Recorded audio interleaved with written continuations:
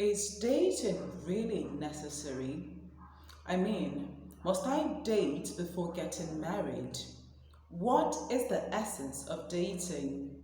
And how many relationships do I need to be in before finding the right one?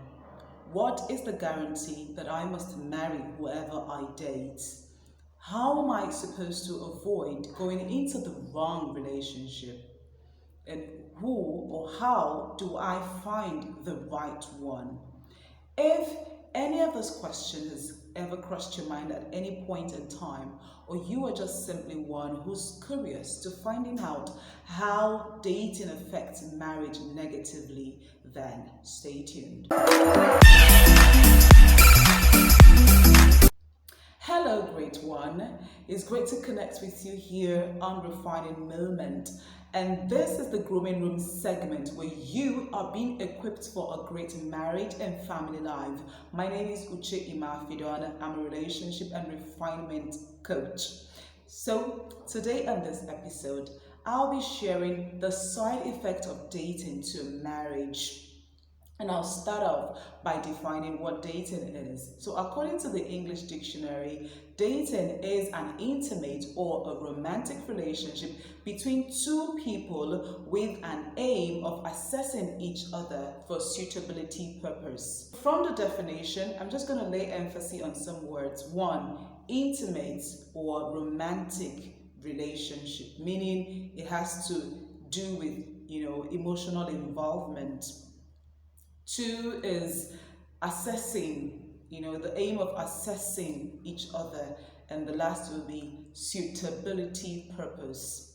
So as fancy and as lovely as the whole dating idea sounds, I personally think that that concept is flawed.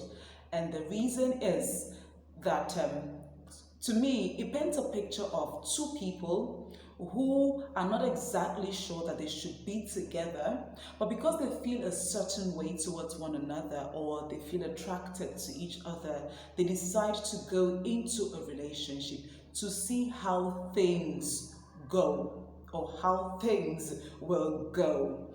And if after 1 year, 2 years, 3 years, 4 years, 5 years, some people even go as far as 10 years, they have seen how things have gone and, just come to a conclusion that, what, I don't think we're compatible. We are not a perfect match for marriage and decide to go their separate ways. To possibly go and resume another dating journey with someone else and, continue on and on and on like that at the end of the day, forming a pattern. Just imagine a girl who starts to date at age 20 and it gets herself involved in different relationships and say about like 5 relationships, and in all of the relationships doesn't spend anything less than 3 years in all the relationships. Before you know, by age 30 or something, she's still not married, she's still doing dating. I mean, that's why you see, I think that whole concept is flawed, really. And there's something I'd like for you to know, something very important I'd like for you to note, and that is that dating someone and breaking up with that person never ever leaves you remaining the same. It's the truth. What happens is that a part of you goes off with that person, whether it is you were in a relationship with, especially a relationship that you had fond memories, somebody whom you were emotionally bonded with. When breakup eventually happens, there's no way in the world that you are the same. So most of the times, this is what happens. That breakup mostly leads to low self-esteem, inferiority complex, self-doubt, insecurity. You tend to feel like something is wrong with you. What is it? Why am I not getting it right in my relationship? Maybe there's something on me. Maybe there's something that is about me. Maybe there's a curse on me. Just maybes and maybes and maybes. And you know what? Sometimes the situation even aggravates to suicide or even murder. Like, right? You're killing the partner because, of course, you can't even take not being with the partner. And it is not a great situation. These are things we see every day. For the purpose of this conversation today, I'd like for us to focus our gaze on how dating affects marriage negatively. Is that okay? Good. So, number one way on how dating affects marriage negatively is that it causes delayed marriage. I mean, that's like the first thing that it does. With all the numbers of years spent assessing each other, one thing that it does is that it causes delayed marriage. From research, way over 80% of people who are experiencing delayed marriage have once dated people that they loved. Okay, so because the relationship did end up in marriage, that kind of like created some sort of vacuum in them. So this is what I mean. They make their ex. Okay, so when you have gone into a relationship that didn't work out, and maybe you had some great time with whoever it is you dated, and of course you loved the person, you consciously or unconsciously make your ex a benchmark or a yardstick to deciding whoever it is you're going to be next with. So what invariably happens is that because of that comparison, of course, because it gives rise to comparisons, so because of that comparison, you are not able to come up with a decision to settling down with someone, because you're comparing in your mind that, oh, he has this part, or this person doesn't have this thing that this person does, that kind of comparison thing. And of course, by so doing, time is going, one is experiencing delay in getting married.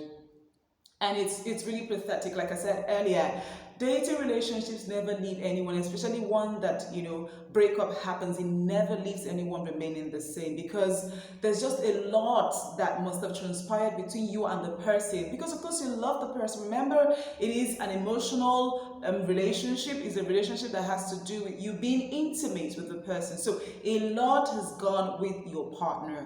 It never leaves you remaining the same, and it's always not a very good place to be at, really.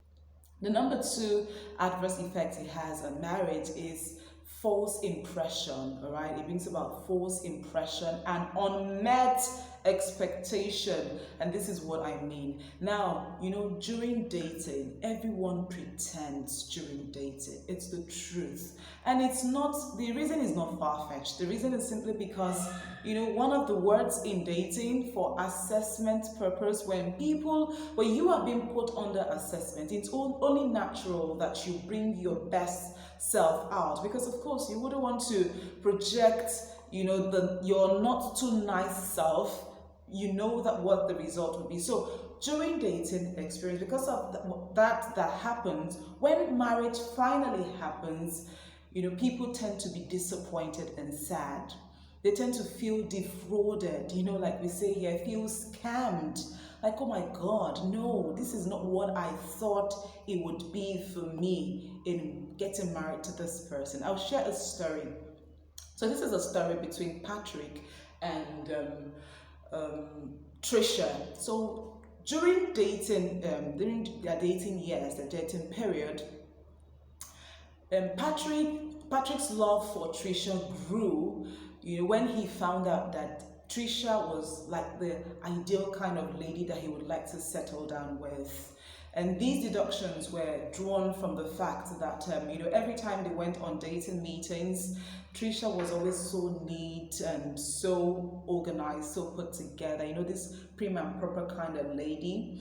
And Patrick's criteria, one of his criteria has always been that, he wants a lady who's not just beautiful, but who is organized, who's prim and proper. And this is what he's getting from, observing Trisha. And this always happens, even when they go out on meetings, even when he goes visiting Trisha. You know how they say, oh, go and visit and all that. So even when he goes to pay Trisha a visit, or Trisha comes over, she maintained that, right? And Patrick too was also very nice, very chivalrous, would always, open the car door when they're going out, pull out the chair for Trisha, do all these nice romantic things for Trisha. And Trisha just fell so helplessly in love, with Patrick. And After some time, they got married. So when they got married, they both woke up to the realization that, ooh, this person is not exactly the person that I had thought the person to be. So on Patrick's part, Patrick realized, that Trisha wasn't exactly the neat and put together lady that she had portrayed herself to be, during dating.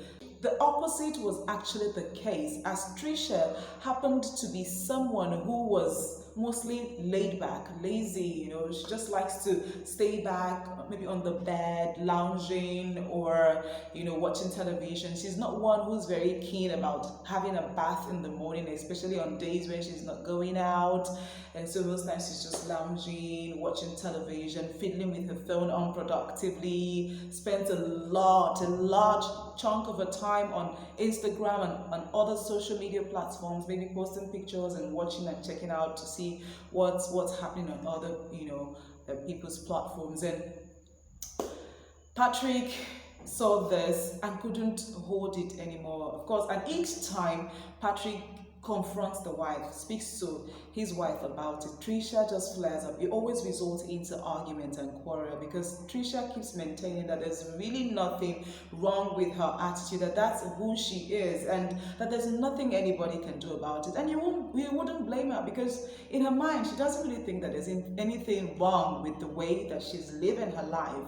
And Patrick, of course, on his own part, stopped being chivalrous, stopped doing all of those nice things that he was doing for her when they weren't married. And of course, you can already begin to tell where that kind of marriage would head. And that brings me to the number 3 point on how dating affects marriage, and it leads to separation or divorce. So as with delayed marriage, delay in getting married, for people who experience separation, after waking up to the shocking realization that what they had anticipated, what they expected, is not exactly what they are getting. The next thing a lot of people, after enduring for a while, do is that they take the exit door, because they, whatever it is that they are getting in the marriage wasn't exactly what they had anticipated or had expected that they were going to find in the marriage. And after enduring for like a while and maybe cannot take it anymore, they just either separate from their spouses or divorce outrightly. I mean, for experiment purpose, you can go ahead and ask the people that you know who are separated or divorced, and ask them why they are separated and divorced, even after having to have dated someone that they loved. And I'm telling you, I'm almost very certain that the response that you're going to get will be that what they are experiencing in the marriage wasn't what they had bargained for, while they were dating, because it's a whole new situation for them and that they could not take it anymore. That's why they had to back out. So from all of this point, you see that this whole dating thing, I have also had my fair share of the dating experience, right? And right now, I so frown at it. I so frown at it. I know at this point you're asking, okay, so Lady Lucy, how am I supposed to get married if I do not first date whoever it is that I'm going to get married? Now that you're saying it has some negative effect on marriage, I'll certainly tell you, of course, but I may not be able to do that in this particular episode. So this is what I'll ask you to do, to, just be on the lookout for, my videos. I am definitely going to do another video where I'll talk about how to get married without dating. It's a video that you need to see, and I'm telling you, you'd love it. Okay, so at this point, I want to say, if you are yet to subscribe to this channel, kindly do so, all right? Kindly do so, and remember to turn on the notification bell, so that every time we post a new video, you will be one of the first people to see it. Is that okay? All right, remember to share, like, and post your comment. I know you have questions, okay? If you have your questions or contribution, or if you are in agreement with some of the things that I've shared here, or all of the things that I've shared here today, kindly let me know in the comment section below. I'd love to read it from you, and I'll be sure to respond. Thank you so much for staying tuned. Be sure to stay refined always. Bye for now.